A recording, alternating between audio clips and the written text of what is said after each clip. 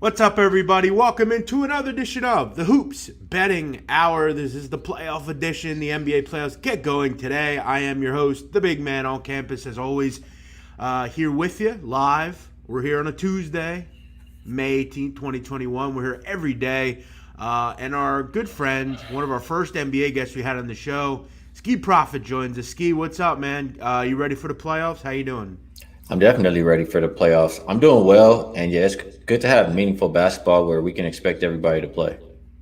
Yeah, that's such a good point, man. I mean, how many days over the last week or two have we been scouring the internet on whether certain guys will play, coaches mum, and then they let the guys play for 20 minutes and things get screwed up. So, yeah, it's nice to know that you're going to see players. And generally, this is the time where players that may or may not be 100%, they're going to play as well, i.e., a guy like Malcolm Brogdon or Domantas Sabonis or whoever. So it's exciting. However, before we get started, we got the playing games. The actual playoffs don't get started until Saturday, but we've got the playing game, which is a new feature for the NBA this year. They're trying this out. Whether they continue about that, we don't know. What are your thoughts on the playing game? Do you like it? Do you hate it? Do you want to just go back to normal? I guess obviously this year your team, the Lakers, are they got to play in the playing game. So let's just say take your fandom out of it. What do you think of the playing game? I'm honestly not sure if I like it or not yet. It's not normal for me as long as I've been following NBA to see something new. I guess I lean more towards not liking it, but I'll give it a chance. Yeah, I think that's, as humans, that's how we kind of are. We don't really like change, especially things that have been the same forever. And this is what the NBA's been doing. They've obviously had to change a lot of things around. We know last year they did the bubble, which worked wonders. And, I think ultimately the good thing is it's more basketball. And, it's probably and likely fun basketball. You look at, like, the Laker-Warrior game. That game's going to be awesome. You have LeBron against Steph Curry. You look at the games tonight. It should be fun to watch, up and down basketball. You got a young Wizard group with, two stars. You've got a team in the Pacers that have a chance to really right wrongs of this year. And, a young upstart Hornet team and a Boston group that has the opportunity now to really right the wrongs as well. So, there's a lot of, I think, excitement. I mean, more basketball is great. I mean, think about this, Skee. We would have this whole week with no basketball until Saturday. Yeah, I As guess that's a gamblers, good point. yeah, as gamblers, you love the play-in tournament, right? Because you have, 8 games or 4 games with 8 teams, and you can bet on them. So it's great, right? Yeah, it is good in that aspect. I mean, me myself, I still have women's basketball, so I will still have it, but I'll take extra basketball Well, any day. that's true. There are all sorts of different basketball to bet on, and Skee is one that for me, I bet the NBA, obviously college basketball, and when the Olympics are around and that kind of stuff, I will bet Olympic basketball. But Skee gets into women's, he gets into the WNBA, he gets into Europa stuff, Europe stuff. So a lot going on. Skee's definitely got his ear to the street with the game of basketball, and the NBA is the crown jewel, if you will. A couple of people in here in the chat. Thanks for watching. As always, we're here every day. At least when there's basketball, we're here every day talking hoops. This week, the schedule is going to be a little jumbled just with the fact that there are certain days where there's no games. But once we get the playoffs started on Saturday, it'll be straight through all the way to the NBA Finals. It's been fun kind of building this show up again. Look, with March Madness, it's not real hard to build a show. People are going to watch it. People are going to check it out. The NBA playoffs, a little different. I think we can all agree the NBA playoffs are not up there with March Madness and the NFL playoffs. But it's been nice building an audience again, and people know where to expect the show. Today, what we're going to get into, we're going to do both playing games, and we're going to talk futures. I'm going to ask Skee about some series, what he thinks about them, just kind of on the surface. I know for me, there are some interesting things with some of these series prices. Obviously, today we'll get into the 2 games. We'll get into over-unders. We'll get into the sides. We'll get into props. I think there's an interesting prop markets in some of these games. So let's jump into it. Couple of comments here. Drew Daddy, what's up? Thanks for watching. Razor Sharp Picks, thanks for watching. Leggin, Sam Calmer, JG, Jay Hyper. Thanks, everybody. I always like to toot my own horn, if you will. Jay You Hyper says, should. "Big man, you look great. Keep working out." Thanks, man. Yeah, Skee, what I started doing recently. So my goal was always to get to 225 and then start weight training. Because when you weight train, sometimes it can hurt your cardio and what you're doing. So I started doing weight training as well.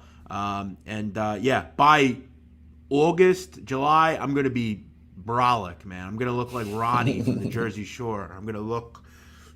You're not going to want to mess with me. Put it that Hey, way. I believe in you. You've done a lot so far. Yes, exactly. Great point. By the way, Skee. Somebody says Skee has the best piano in the industry. Shout out to Skee's piano. I feel like I should see like Alicia Keys playing it or something. And you guys are more than welcome to come play it anytime you want. Yeah, you know what? It's interesting. I could see Skee with like a dope light skinned chick just sitting back there naked playing the piano. I could see that. Like he wakes up, he walks in with his robe on, she's playing, and he makes the coffee, walks over, and she's kind of like an artsy chick. You have a great imagination, big man. I like it. Yeah, yeah. Get the fire running. Maybe you're up in Big Bear or something. Love it. All right, let's get into it. Yashwanti Patel says, "What's your pick for today?" Settle down. We'll get to it here in just a second. Thanks for watching. Hustle Man, how you doing? Good to see you. Let's get into it here. First game on the card. Tonight, we've got 6:45 Eastern. That means I'm sure this game will start at like 7:15 because the NBA is one of the worst with start times. They never start on time. Indiana Pacers are currently, how about this, laying 3, total 228. Now, the NBA playoffs, as you know, Skee, a little different than the regular season. You're not going to see as much movement in some of these games. But when I capped this game, Pacers were 3.5. It's now down to 3 at -110. So, certain folks are coming in and saying, we don't necessarily disagree. And that generally at this late hour, so basically at noon Eastern, you're starting to get a lot of public money coming in. Public seems to like the young upstart Hornets. Now, I think there are some concerns when you back that side. Total here is 228. If you like the Hornets to win, you can get a nice little juicy price of 124 on the money line. So when you look at really the particulars, first of which with the Pacers, Sabonis will play in this game. He isn't 100%, but I think he's getting close. He's had a great March, Skee. I mean, he's basically got a triple-double in March. Pretty incredible. He's been on fire. I think this is everything you've always thought Sabonis could be. He's just a really solid big in this league. He obviously reminds you a lot of his father, who is probably one of the better passing big men in the history of this league. We look at Brogdon. He hasn't played for a while. According to reports, he practiced on Monday. I think we'll see him as well. Anything you can get out of Brogdon's obviously key. The good thing for the Pacers is that is allowed for players like O'Shea Brissett and Aaron Holiday and McConnell to hang around with Karis LeVert and to get some minutes and to be a bit prepared for the playoffs. Skee, we can admit the one problem the Pacers have had this year has just been injuries. I mean, T.J. Warren, Sabonis, Miles Turner, Brogdon. It's been a tough year. But what the playoffs allow for teams like them and for the Celtics is to right the wrongs. This is the time that matters most. Games in March and February and May don't mean anything now. This is the game that matters. When you look at the Pacers, they are pretty much going to be healthy outside of Turner. The problem here is without Turner, this defense has been wretched, and you and I both know it. They're giving up over 120 points a game without Turner, okay? We know that they want to play a fast pace. There's a reason, Skee. Do you know who the number one over team in the NBA is? I wouldn't argue with the Pacers the way they play lately. 44-27, the Indiana Pacers are over the number. The thought process is it's just hard to defend with the personnel they have, with the way they play, pace-wise. And look, frankly, they're going to score at will at the rim. Sabonis should have a big game here. This is a front line that I've talked about badly. They are horrific. Bismack Biyombo, Cody Zeller, they're not competent post defenders. And a guy like Sabonis is going to eat them up. Getting Brogdon back, flipping the dimes to Sabonis, that's going to be big for them here if they can give him anything. I just think they're just honorable, the Hornets, but I don't think they're there just yet. Obviously, I like Bridges. I like LaMelo Ball. But the Hornets are very 3-point reliant. I think this will get into an up and down game. I think the over has value. I think it's a little too low here. I like the Pacers. It's hard to back them, Skee. What do you like here in this game? I agree that it's very hard to back the Pacers, and I don't really want to put my money on them to win the game. I do think that everybody will go, as you were kind of talking about. Um, I want to look specifically at the total first, and what I think about is I'm getting a little echo. Sorry, I'm gonna take this side off. There we go. So what I think about this one is like Indiana, like you mentioned, without Turner, is not going to play a lick of defense. And in return, they just want to get up and down the court. So we know they're going to play fast with or without Brogdon. And you look at the Hornets side, LaMelo brings the pace. They have a pretty healthy lineup besides Hayward being out. So I think they get back to playing with pace. Indiana plays with pace. I know it should be a playoff type intensity game, but I like the over as well. And if I'm going to play on a side from Indiana or anybody from Indiana, it will be Sabonis. If I'm going to play on a player from Charlotte, I'll probably look towards Rozier. He gets like 8 3-point looks a game. And whether they're up or down, if they're down, he'll probably shoot more to try to keep them in it. His 3-point total is 2.5. I think he can go over. And I would also look at LaMelo points, rebounds, assists. But I don't want to play the side in this game. It'll be over for me. Yeah, the side's really tough. I'm going to tell you right now, I do think the Indiana Pacers will win this game. I just think with Sabonis, the matchup he has, some of the kind of ancillary pieces that the Pacers have. And look, I think if you can get 25 minutes out of Brogdon, that could be the major difference in this game. He's a terrific player. He's a terrific guard in this league. And this is a Pacer team that's really gotten good minutes out of not only Brissett, Doug McDermott's played well. How about that? Keelan Martin, obviously Karis LeVert's been a bell cow for them offensively. So, I just think the Pacers are better. And I think my overall concern with an over, and I'm playing the over at 227. The only issue I have is that this game gets out of hand a little bit, and we find out that this is the Hornets group that's 21st in 2-point offense. They're not real great shot creators. They have a lot of guys that are just going to bomb from three.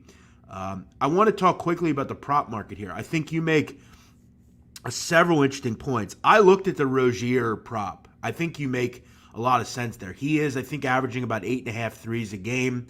The volume will be there. And this sets up to be a game where you're going to see him bombing late to try to keep them in it. I have a feeling this game is 7 to 8, 9 points, and he's going to try to bomb and keep them in the game over the last couple of minutes. Here's the issue, and when you look at Terry Rozier, he's actually hit 2.5 or more threes in 57% of his games, which you would have made money on it. But the problem here is you got to lay juice. You got to lay 150 on this prop. And look, not only does he shoot a lot of threes, but he doesn't necessarily make them. You go back and look through his game logs. In May, he's been wretched from three. I mean, you're talking 2 of 7, 1 of 9, 0 of 7. Like, just a lot of empty games. And when I look at the defenders for Indiana, while not good necessarily up and down, they're long. I think they can handle him just a bit. 2.5 threes. If it were better juice, like if this were 115, I'd take a shot just because the volume's there. But I have a weird feeling this is going to be like 2 out of 8 or 2 out of 9 for Rozier. For him to hit this prop and for you to feel confident about it, I think he's going to have to throw up 10 attempts. And I don't know if it's going to get there. Now with Sabonis, that's the prop I'm playing. In fact, I already played it. I went with over 22.5 points. I think Sabonis is really just playing at a high level. I really love what I've seen from him in May. Obviously, he's been that triple-double kind of guy. I think he's going to absolutely destroy them on the block. This is an Indiana team that isn't a great rebounding team, but this is a Charlotte team that's not very good for a rebounding standpoint. I think he'll have plenty of second-chance opportunities. I think he's a guy that I think can really kind of man the paint, and I think and I will continue to bet against this Charlotte group. Charlotte has Skee. Let's remember this. They're the 3rd worst in the NBA in defensive rebound percentage, which is concerning. What does that mean? A lot of second chance ops, and I think a lot of opportunities for Domantas Sabonis to score. Hey, I just got word that Levert is unlikely to play. Whoa, what's that all about? Yeah, just came out right now. So that Whoa. kind of hurts to look for the over. Yeah, that kind of changes the complete the complexion of this game because you know when you look at Levert, I mean he's obviously been the bell cow without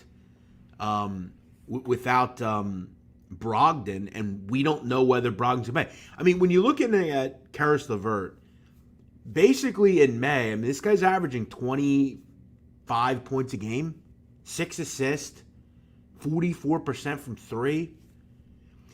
Listen, I'm going to come out and say this right now, and I'm going to be the first to say it. The fact that players are missing games because of health protocols is pathetic.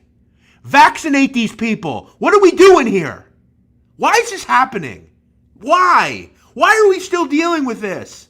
This is $1 billion league, and we have players sitting out because they might have a virus. What is going on here? Hey, I'm sick of this stuff, the question man. I have, Out of control. the question I have is, I think you have to have a vaccine to go to the games, right? But the players don't I have to have believe one. so. But we're just, running around with maybe people get vaccinated. Why don't these players take this vaccine? What is going on with this league? Mandate it, for Christ's sakes. I think it's a people's choice, but if you're going to expect the fans to do it, you should Exactly. expect the players to do it. Exactly. I mean, again, and look, listen, I've been a proponent, and I've talked about this, and whether you agree with what I'm about to say or not, fine. But the truth of the matter is, the fact that a player, I'm going to guess, can guarantee, Karis LeVert is totally fine. And maybe he met with somebody that might have had. I mean, what are we doing here, man? Like, seriously, I've had it with this. Yeah, I feel Because you. again, it continues to affect these games. We're not getting, and it's back to the same old crap again, where we have to jump through hoops to figure out, is certain people going to play? Like, LeVert's out. Now the Pacers have a shot to maybe lose tonight and go home because of a virus that he may or may not have, that in 5 days he'll be completely fine, and he could be prevented if he had just got a shot. I've had it. Why do we have to still deal with this stuff? Yeah, it's pretty annoying. And it makes me, you want to look towards the Hornets, obviously, now. I ask you this. Now that it's down to, Well, now we see why the number went down. yeah, it's down to what, one?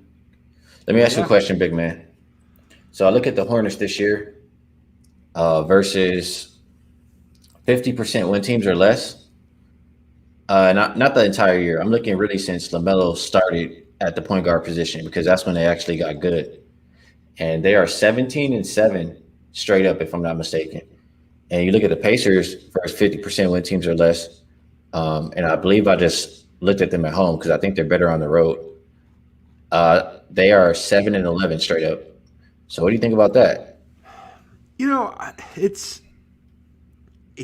And look, now I'm so glad I bet the Sabonis prop. Like he's going to have to score 30 to keep him in this game. So the Sabonis prop, just on the surface, is good. I don't know what the numbers. It'll probably go up a slight bit, but as far as now, how do I feel about this game? I don't know, man. I've not been a big Hornet guy over the last month. This offense, I'm just not a big fan of. I don't think they're that effective, frankly. I think they have a lot outside of Ball and Rozier. I just don't think there's a ton of real shot creators in this team. I guess Miles Bridges, yeah, that helps that he's back. I need to know more about Brogdon, man. I need to know what is he going to be able to play 35 minutes? If he can, I like Indiana to win the game straight up. But it is a complete flip now. And I'm glad I didn't bet anything outside of Sabonis. I think what I'm just going to do is the Sabonis prop, over 22.5. I bet it already, and I'm happy with it. Might it go up to, a little? Probably. Ultimately, we'll wait till the end on best bets, but what are you leaning here? If I had to play this game right this second, it would be the Hornets plus the one. I know chasing injuries hasn't been good, but I like them even before the LeVert news. So I do lean that way right now. Yeah, it really just takes the wind out of your sails, man. With this news, I wanted to go over, but that's a killer right there. Yeah, I still feel like the over makes sense. I mean, both defenses are bad. The pace is still going to be there, whether Levert's in or not. It just that just means that others are going to have to step up, and you're going to see. Look, I'd rather not see Doug McDermott. I'd rather not see guys like that, but they're going to have to step up, and this is a more opportunities, because you know what you get from bench players when others are out. Generally you're going to get way better efforts, and you're going to get guys that are trying to make teams or get contracts somewhere. So, in the past, I mean, you just got to feel bad for the Pacers, man. This has been a continued issue with just players not being available, players being out. I'm still going to lean over, and I'm going to go with the Sabonis prop here. All right, let's move on to the other game, and let's just completely throw darts, because maybe someone will be out here at 3 or 4 p.m. and Beal maybe, walked past someone that had coronavirus. And again, it's still wild that we have to take a guess on who has a vaccine and who doesn't. I mean, it again is a wild, there are major companies in this country that are going to mandate that you get a vaccine to work there. Listen, I know we don't want the government to tell us what to do, but I will continue to say this. This should be a mandatory thing in this country. By you not doing this, you're affecting yourself and everyone around you. It's that simple. I don't care what your ethic, I don't want to be poisoned. Stop. Hey, I went out last night, big man. Yeah. No mask anywhere on the strip. You do whatever you want. Yeah, and here's another thing. You've set the precedent now that, again, I don't think you should have to wear a mask. I've been vaccinated. I shouldn't have to protect people that don't want to do it. But again, you can't mandate it. Are you going to walk up to every person and say, hey, show me proof that you got a vaccine? So basically, it's done at this point. Why are we still having people say, why are we even testing anymore? Why is the NBA even testing? Mandate the vaccine. Everybody takes it. If you don't like it, retire. It's pretty simple. It's crazy. Especially, let's just be honest, for a league that is full of, young 20-year-olds. Again, I don't want to sound obtuse here, but we're still dealing with it. How long are we going to deal with this? Yeah, I know. We have to, jump leaps and bounds to figure out whether play. It's hard to even do it because they're still doing this crap. Next game, Boston laying 2.5 at home against the Washington Wizards. How about the Wizards? 233.5. This number was 232.5 last night. So obviously over money is coming in, and why shouldn't it? Both these teams are going to score. We know with Jason Tatum and Fournier and Smart and all these guys, there's offense on Boston. Plenty of efficiency. They're a top 10 efficiency team in the league. The problem that Boston has had this year, Skee Profit, is one, inconsistency, particularly in the month of May, and two, has been the defense. It's just not one of those high-level defenses anymore. Remember back 3-4 years ago, it was a top 5 defense. It's not anymore. And all of a sudden, you're starting to wonder whether Brad Stevens can really get the job done. There was a time where people thought this guy was one of the best coaches in the league. Now, why don't you go back to college, Brad? When you look at Washington, they're just fun, right? They have Beal, they have Westbrook, they have Hashimura, they have Robin Lopez, they've got Davis Bertans. They've got so much fun on this team, so much up and down basketball. They play the fastest tempo in the NBA. They're the third best points per game team in the league, and they're the worst defensive team in the NBA. What's not to like about this group? It's an NBA factory right now. The NBA loves the Wizards because they are truly the definition of what the NBA is now. We don't play any defense. We go up and down, and we score. That's what the NBA wants. This is an awesome game. I don't trust Boston under any circumstance to get the job done. But again, both these games remind me of two teams that are just, I think, a little bit more trustworthy. They have guys like Tatum and Sabonis.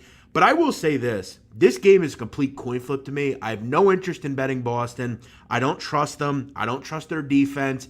But if I'm Boston, I think the writing on the wall on how you approach this game is pretty simple, Skee. You've got to try to slow this one down. You've got to try to play this game in the 90s, which Boston can do. I think who's more likely to get a stop? It's definitely Boston. And I'm going to tell you this. Westbrook's been on fire. He's been a guy I don't want to bet against, frankly. But I'll be real. Point, rebound, assist totals in the 50s with Beal back, I think it's tough. I mean, I think to hit those, you got to have Westbrook probably get to 30. I don't think he scores 30 points in this game.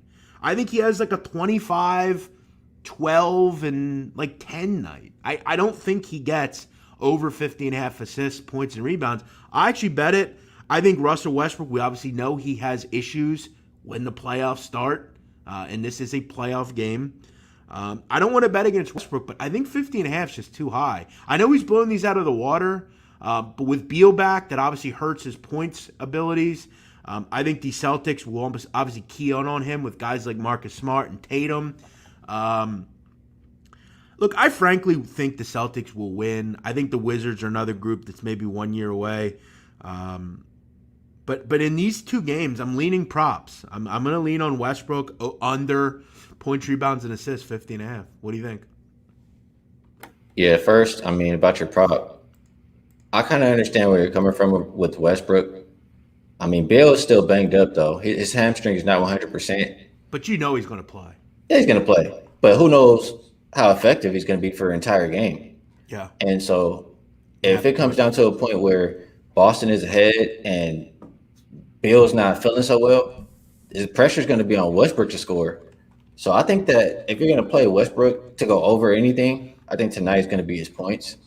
I think his assists may not get there. He's at 13.5. That's pretty high for a playoff type game. Like this, like you said, if Boston wants to win, they want to slow it down. And a slower type game like that, I don't think he gets to that total. So I could lean with you. I prefer to take like assist under, but I think that I think goes with the prop where I hope he goes under there because again I don't think he scores 30 points. I really don't. You look at against the Celtics this year. I think they've actually played him pretty well ultimately. He can score 30 and they still lose. That's the thing. Yeah. Bill averages 41 versus the Celtics this season, and the Celtics are 2-1 versus him. And you look at the Celtics. I mean, the last game that they played, if I'm not mistaken, I know one of the games, probably the last game that they played. But Wizards were up in the last bit of the game, and Celtics had to come back and win. They didn't have Jaylen Brown. It didn't matter. Celtics got the win. And so they have confidence to play against this team. And like you said, one team you can trust on the defensive end, one team you cannot. I can't get with this short spread. Like, I need more points to bet the Wizards how they are defensively. It would have to be Celtics or nothing for me. And like you said, if Celtics are going to win, you think that they're going to slow it down? I tend to agree. I think this one stays under. Yeah, I want the Wizards to win. I think outside of Boston, I don't think there's anyone that wants to see this. I just don't think the Celtics are that interesting. I would love to see them out of the playoffs, but and look, I think the Wizards are good for basketball. Look, ultimately, I love defense, but watching guys like Westbrook and Beal is terrific. William Daniel says Wiz got no bench. I disagree. I think Gafford, Lopez, Ish Smith. You have guys like Burtons and Matthew. I think they're capable. I wouldn't say they have no bench. And look, let's be frank. I don't know if they'll need it. If Westbrook and Beal are on, they're going to take the most of the shots.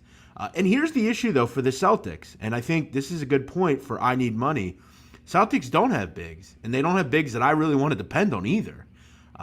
This game's tough, man. It really is because there are over reasons I like it. I think if you take an over, maybe you lean on a Wizards team total over. Obviously, we know you can trust their offense. They're probably going to get to the cup. And this game ultimately will turn into a shootout because the Celtics can't stop anything at the rim. It's just a real tough game. But are they going to get to the rim? Yeah. Like, they're going to force Westbrook to shoot the same way the Lakers forced him to shoot last year, the same way you beat Westbrook all the time. You force him to shoot that outside shot. Yeah, so if you're not getting to the rim, you don't have to worry.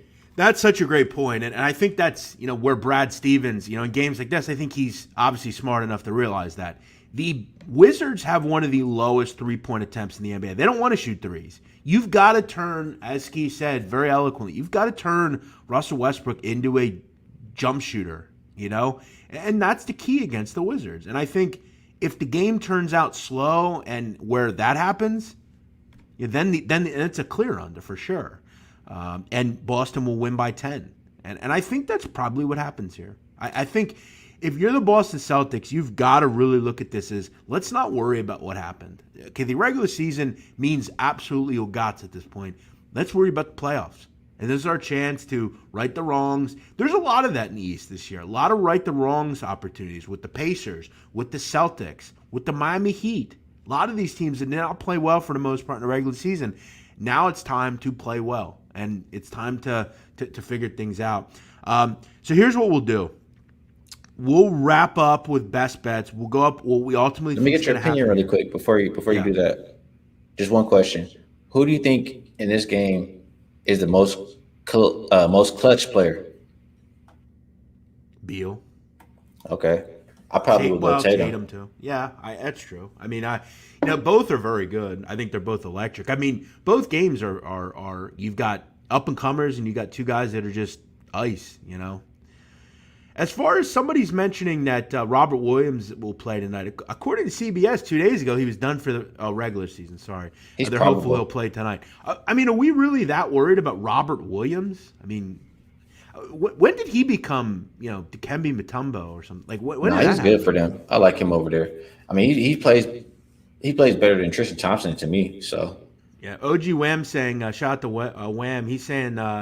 Celtics without Brown just aren't as tough. They're not, and that's the truth. They don't. And look, Fournier I've been pretty happy with, but the problem with Fournier is you're not getting as good a defense.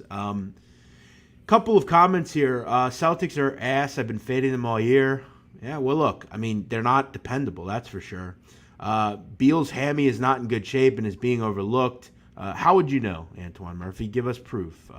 Is that just you guessing, or do you have proof of that? I don't think you're wrong. Hammies are tough. They're either good or not. You can't really, and they linger. That's the problem with the hamstring. All right, Skee, let's kind of put a bow on this. Best bets and what we think will happen. What's the final score here? Who wins? I'll start it out. I think the Pacers will find a way to beat the Hornets. I do. I think Brogdon will play. I think Sabonis has a big game. I'm not betting on it. The only thing I'm betting in this game is Sabonis over 22.5 points. I've already bet it. I'm already in on it. And I urge you to get involved with it as well. The question is, what would I play it up to? I don't know, probably 25, 24.5. I think he has a big game here. I really do. The other game, I played under 50.5 Westbrook points, rebounds, and assists. And I think that ultimately leads to a Celtic win. I think Skee made very eloquent points. I think this probably turns into a slower tempo. Is it in the 90s? No. But I don't think it's going to be the fastest tempo in the world either. I think it's going to definitely lean more towards a Celtic pace. I think defensively they'll find enough. And I don't think they let him get to the rim. I think it's a jump shooting battle. And I don't think that suits Westbrook. We don't have a healthy Bradley Beal. So I think the Celtics will ultimately win. But I'm going with two props in these games. Skee, what are you thinking here? Give me one best bet. I wouldn't put anybody's money on the Pacers, so I guess I have a lean towards the Hornets if I have to pick the first game. My best bets, I'll be in the Celtics game, really. I like the Celtics in this one. I think that they can pull it off despite not having Jaylen Brown. I do also like the under. I may get involved on both. And I didn't talk about the Kimbo points over. I like that prop. Since Jaylen Brown has been out, he's gone over 5 of the 7. One of them that he didn't go over was a blowout, so we understand why. But he's going to be asked to pick up some of the slack here in a game like this. And I think that's very doable. So that's probably my best bet, Kemba Walker over 24.5, and I like Boston to win. Yeah, I agree with you on Boston. I don't want to agree just because I don't want to see them win. I think the Warriors are good for basketball, but it looks that way. Skee, let me ask you a question. So on ESPN.com, they asked 16 writers and people from the NBA that do stuff for ESPN, guys like, Tim Legler and people like women like Shelburne and Mark Spears and these different people. They asked them, the 16 people, who wins this game? The total and tally were 12-4. Who do you think they picked? They picked the Wizards. You saw that? I didn't see it. I'm sure that they did, the way that they've been playing lately. Everybody likes the Wizards. Everybody's betting the Wizards. And where's the line gone, big man? Yeah, I hear you.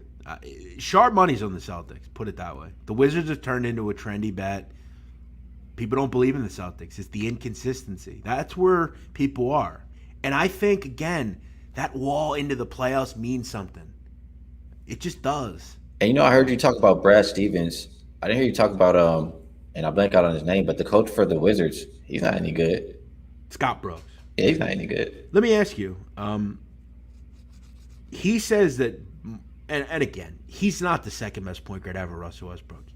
According to Scott Brooks, he is, outside of Magic Johnson. What are your thoughts on Westbrook? Are you a fan of him? I don't think I've ever really asked you that. I felt a lot of different ways throughout his career. So I'm a UCLA fan. I loved Westbrook coming out of college. I loved him early on the Thunder. I started to not like him as much the way that he was playing in the playoffs, and just kind of being a little bit too selfish and turning the ball over. He should have deferred to KD. I started not to like him. And then we just see him over the years not be successful in the playoffs. I didn't like him. I do say that what he does is I have to tip my cap. It's not easy to do. You don't see guys out there getting triple doubles, but just personally, I'm a fan of winning, and I don't see him going out there and winning. So if he doesn't win this game, I don't want to hear about triple doubles. That's to tell you how I feel about Russell Westbrook. Is he a Hall of Famer to you? For sure, right? Yeah. Let me ask you this. We've had a lot of great basketball people on this show, okay? Everybody that comes on here. You're one of my favorites. I've told you that. Blackjack Fletcher made a point the other day. I thought it was one of the most concise points I've heard in a long time. We can agree that Russell Westbrook is a maligned player in the NBA. People don't like him off the court. People get sick of him. People don't like his ball hogging. They don't say he's ever won anything, which he hasn't. Let me ask you something. Blackjack made a point that if you're going to put Chris Paul up here, which everybody does, right? Are they any different player? Yes. Ultimately? How? They've never won. Neither have won anything. What has Chris Paul ever won? Chris Paul, if you're going to say that, if you're going to use that argument with Russell Westbrook, you got to use it with Chris Paul, right? They're both Hall of Famers, and they both won nothing. Well, They're let's the see. same player. Did Westbrook? He's gone to a couple other teams now besides OKC. So did he make them better? Did he improve their win total? I don't know about you. Let me tell you this. I don't know about you, but Russell Westbrook's done a lot. He's been in a lot of playoff games, just like Chris Paul. And I want to tell you this. Before Russell Westbrook and Bradley Beal came to the Wizards, this team sucked. They were a bottom feeder. Now they're a playoff. Still suck. They're only there because of the play-in.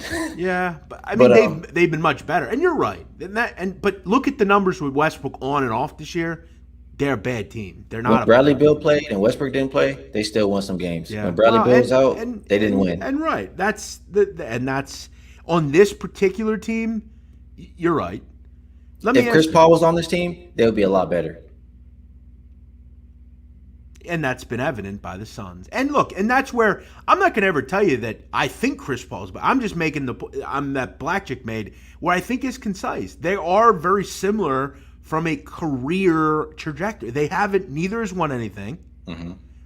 Both have been MVPs. Both are high-level point guards. And I think ultimately the difference between the two is just the attitude. Russell Westbrook is pretty standoffish. He doesn't, I want to say, though, he has been throughout most of his career. But this year, he's starting to be the more humble kind of guy because he kind of understands where he's at and he hasn't won. So you kind of heard a change in the way that he talks. And now it's more easy to like him again. I would, and I mean this, I've always put him in a category of there are about 5 players in the NBA that I think are truly on a different level than everyone else, just from like Giannis, Kawhi, Kevin Durant, LeBron, and I throw Russell Westbrook in there. For a while, I had Shaq in there. Just players that you can't physically stop. I put a guy like Rob Gronkowski in that in football. You can't cover him. He's on another level. When Russell Westbrook gets the basketball and goes from one end to the other, you can't stop him. It's impossible. That's why, just like Giannis, right? And what does Giannis do in the playoffs? What does Westbrook do in the playoffs? They lose. I really hope that playoffs slow you down. My bad, big man, to cut you off, but playoffs slow everything down, and that fast pace, all that stuff you do in the regular season goes out the window. I really hope that Russell Westbrook gets a win at some point. I really do. I think he's deserving for sure. I really hope he gets it. I just do. If he gets a triple double tonight and loses, I will be hysterically laughing. But let me ask you. I mean, if a guy gets a triple double in the playoffs, right? Russell Westbrook's had more triple doubles than hasn't had triple doubles. That's crazy. He literally averages one. We know 15 years ago in the NBA that was that's unheard of to even get a triple double. These guys do it on a regular basis. It's the game today. What can he do though? I don't understand. Like, isn't a triple double the ultimate non-me guy thing? Like, I mean, you're involving your teammates. You're doing everything. What more can he do? I don't understand. It doesn't translate to wins. Should he make those guys shoot better? Like, what? I don't understand how that's Russell Westbrook's fault if he gets a triple-double tonight and they lose. What more can he do? When Chris Paul went to Houston, right, I think that their record improved. When Westbrook went to Houston, what happened to the record? It didn't go up. Yeah, I mean, triple-doubles don't matter. If they don't win, it doesn't matter. Today's game is played. It's just about fast pace. But anytime I ask someone, what more can he do? No one ever can answer that. Well, I don't know. Get a quadruple. Like, what more can he do? You know? So play smarter. I mean, you can go out there and do all that stuff and still make bonehead plays. Let me ask you this. If and when Westbrook wins a title, where does that put him in the pecking order of point guards? I mean, in the NBA, seriously. All around point guards. Help out a lot. Okay, and I mean this. In when you're looking at point guards in this league right now, that are ultimate point guards, not just shooting 23s a game. I'm not talking about those kind of point guards, which we know who we're talking about there. Steph Curry's terrific. It's the top 3 point guards in the NBA are Paul, Curry, and you got to put Westbrook there, dude. Like, I don't honestly look at Westbrook as a point guard. Okay. Like, he plays the point guard position, but I mean, coming out of college, he was a shooting guard. They just forced him into that in Oklahoma City. So I don't know.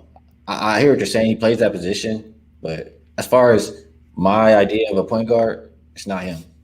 Yeah, fair enough. So pretty much you don't like Russell Westbrook. Hey, he's a good person. I've met him. Oh, really? Good. Yeah. I mean, UCLA days. Yeah, and I think a lot of it is maturity, man. I mean, Embiid was the same way. Embiid is first couple of years he was, all over the place. He wasn't always focused. He had a lot of, stuff off the court. He wasn't playing. Look at him this year. Totally different player. You know why? Got married, had a kid, centered his life a little bit. My own life. I was out of control, man. I look at me now. I'm a lot happier. I'm in a better spot. I'm growing up. We all grow up. You got to get to a certain age. I don't break people's balls as much anymore. You want to say something about me? I laugh about it. Because what can you say about me at this point that I haven't heard already? I hear you. And ultimately, who cares what people say? That's the Donald Trump became the president. People have said everything they want about him, and he got 70 million people to vote for him. So it doesn't matter anymore. Okay, really quick. We'll do 5 more minutes or so. I want to quickly touch on some of these series prizes because we have you, Skee, and I want to ask you about whether or not some of these underdog opportunities are bettable opportunities. And again, these are series that we already know are going to happen. We don't know what Philadelphia, we don't know who they're going to play. We don't know who Phoenix is going to play or Utah. But let's get into the series that we do know about. Dallas and the Clippers. Clippers are kind of that snake in the grass. They're just kind of hanging. They're waiting. They're waiting to get going. Okay, they had a good season. We're right in that pecking order. Had better seasons than the Lakers. Had better seasons than the Blazers. Had better seasons than the Mavs. Did they have as good a season as I thought? No, because before the season, I picked the Clippers to win the West. I think you picked the Lakers. So both teams were underwhelming. However, nobody cares about the regular season, especially Kawhi Leonard and LeBron James. Now is where the rubber meets the road. I do like Luka. I remember you and I talked. I remember when I had Big Men on Basketball, when I was at Barstool, we did some stuff before the season, and I talked about how I liked Dallas as maybe a sleeper in the Western Conference. Now, the problem Dallas has had is Luka's been great, but it's still the same old crap. Porzingis, we don't know if he's going to be healthy every game. Josh Richardson hasn't necessarily worked out. They completely lack a wing scorer. Again, DeMar DeRozan would have helped, but, they thought Josh Richardson was the answer. Do the Dallas Mavericks have a shot, do you hear? I would say no, especially just like I'm not as high as the Clippers as other people, You but believe in Paul George? no.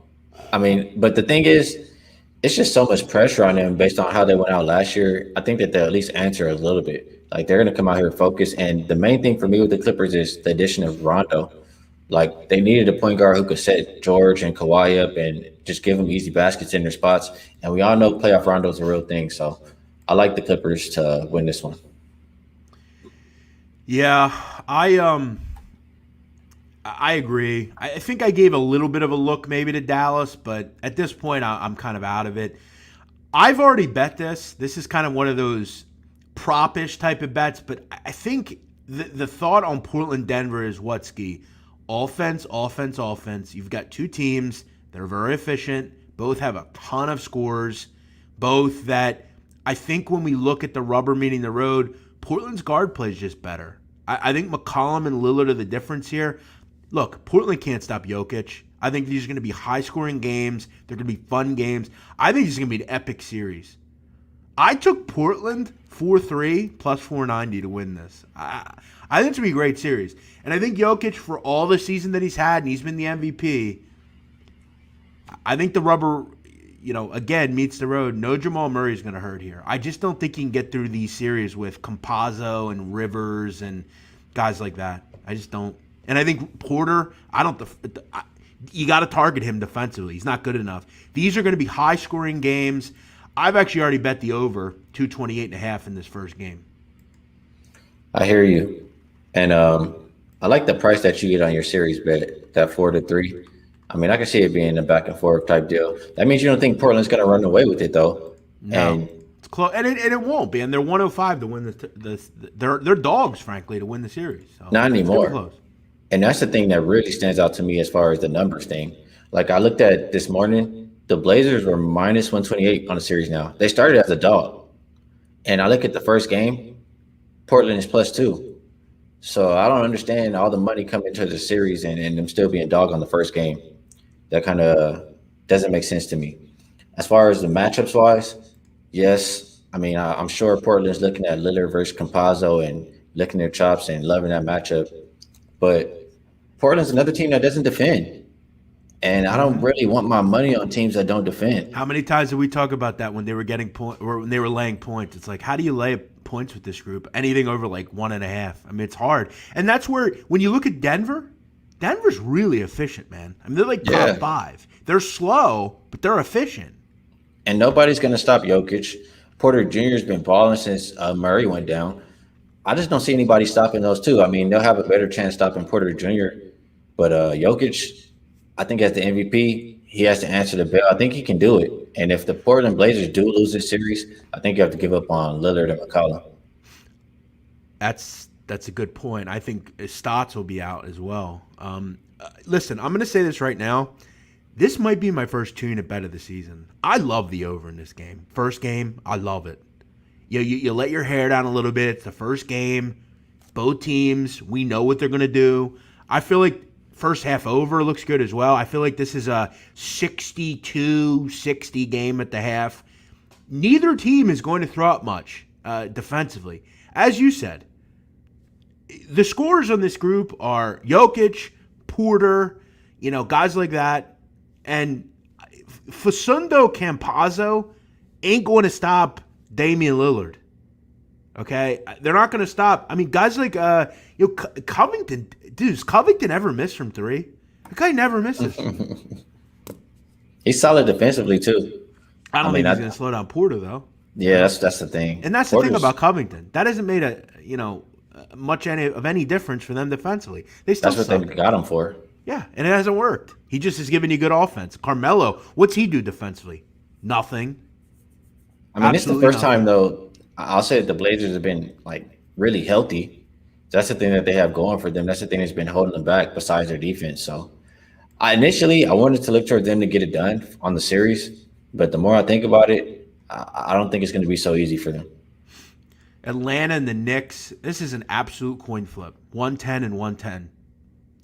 If you want to bet on these kind of series, go ahead. I mean, you're throwing darts, and I think when you're looking at a series like this, why not just, you know, take a shot with something? I don't know, but I think ultimately, I've said before, I think the Knicks are going to lose. I think that's that for them. Look, I've been impressed by them defensively, but I look at Atlanta. You were able to build this team up pretty damn good fast.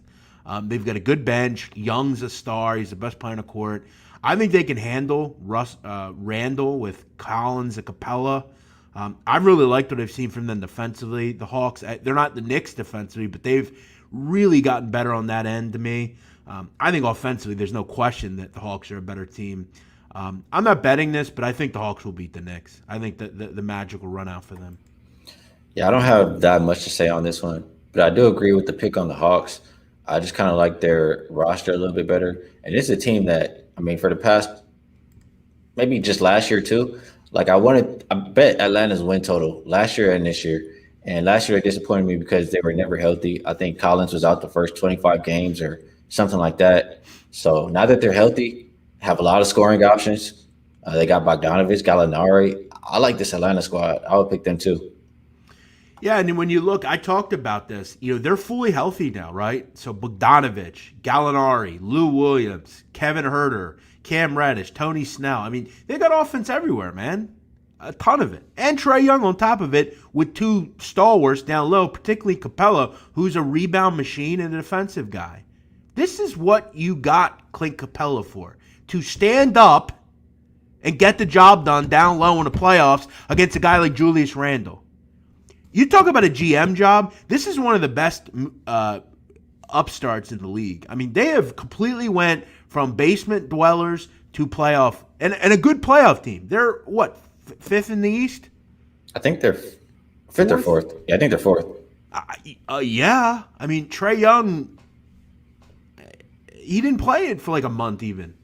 How about the Hawks, man? Great stuff from them. And look, I'm going to give him some respect. I didn't like him in Indiana. Shout out to Nate McMillan, man. Seems like these guys really like playing for him. Yeah, definitely. Since he's came over, the coach before him, I've kind of forgot his name now. Yeah, Lloyd Pierce. They hated him. As soon as he was out the door. I thought was interesting because he was good here in Philly as an assistant. So hey, man, I was surprised. He must have said something to the wrong person or wrong people. But as soon as he was out the door, Atlanta was back to coming to play. I mean, McMillan's he's a long-term NBA guy, man. He's been in the league a long time. I think people look at him like, a lot of these young guys, you look at him as like a father figure, man. He's been a basketball lifer. He played, a lot of years in the NBA. A couple years in the NBA. He was a great player at North Carolina State. I mean, under Valvano. So, yeah, I think people really like him. He's amassed, kind of a good rapport with a lot of these guys, and good for him. He's done a nice job. All right, let's just do one more here. Milwaukee, Miami. I think Miami's a live dog. If there's one team I like as a big dog, it's Miami. I think they have a lot of things to like. They're very good defensively. They've got a star in Butler. Adebayo's terrific. Hero's starting to play at a high level. You're getting timely shooting from Duncan Robinson. Kendrick Nunn, Goran Dragic, I think, can fill the void that they thought Oladipo would fill. I would have loved to have seen them get Kyle Lowry. I think they'd be a really interesting team. I did actually take a little shot with them at 43-1 to win the entire thing. I don't know if it'll happen, but I think they're a worthy bet with a great coach. We've seen Milwaukee fall short. I don't know if they have what it takes. This could be an early exit from a future standpoint, but I think Miami has what it takes. I don't know if there's anyone playing better basketball than them over the last month or two. They've been very good. Yeah, I don't know if they've been good enough, but, I mean, they've shown you the recipe to beat Milwaukee already. And Milwaukee, I mean, Giannis still doesn't have that consistent jump shot, and that's what really matters to me. I know they're using them a little bit differently now, but if there was a dog, yeah, this is a pretty juicy dog too. Yeah, I think that they can do it again. Giannis gonna have to prove me wrong. Yeah, it is, and adding Drew Holiday obviously helps. I took a little shot on their coach is not good either. I don't trust him to make adjustments at all. Oh, Budenholzer? Yeah, he stinks. Yeah, I definitely like. Spoelstra Budenholzer is a joke. I mean, that's like Brett Brown against Spoelstra. Your favorite, Brett Brown. Yeah. By the way, back to that Knicks-Hawks game, back to the ESPN thing. How many people do you think took the Knicks out of 16? 15. 14. Okay. I'm sure everybody loves the Knicks. I mean, the The way Knicks they are play. so public. Like, I Yeah. really am like, I mean, the Hawks are. Wait, let me see something here. I want to see if I can do something here. Hold on a second. This is interesting. Oh, damn. I can't parlay the series prices. That would be sick if I could. No, you used to be able to, I think. Yeah. Make sure you go check out FanDuel. We are powered by FanDuel, and we're powered by PicksWise. PicksWise allows us the medium to put this show on every day, and FanDuel is our go-to book here on the show. Skee, let's wrap this thing up. But before we go, did you? I don't know how much you follow the podcast world. There's a lot of people that have podcasts from the NBA. Any thoughts on?